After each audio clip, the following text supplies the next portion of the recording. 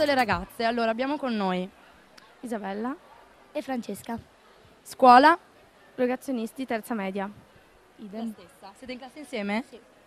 Allora, che parola avete scelto? Prima Isabella. Virtuale. Virtuale. Allora, come mai? Cosa ti fa venire in mente? E perché l'hai scelta? L'ho scelta perché mi sembra una parola non reale, cioè qualcosa al di fuori di quello che accade nella realtà.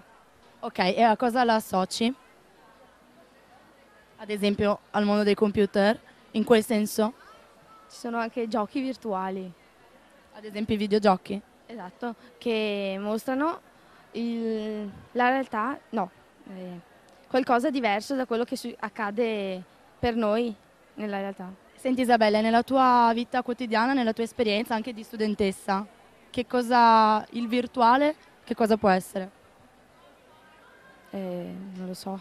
Usi il computer a scuola? Sì, a volte usiamo il computer, Ma lo usi per fare delle ricerche anche.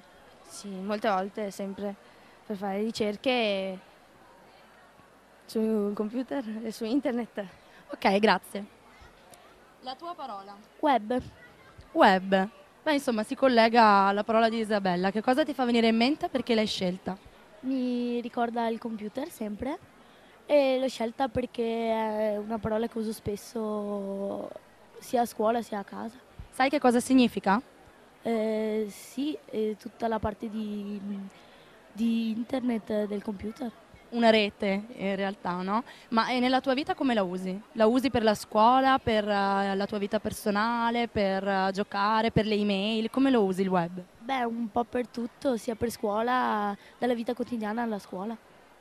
Ok, perfetto. Grazie ragazze. Buona giornata.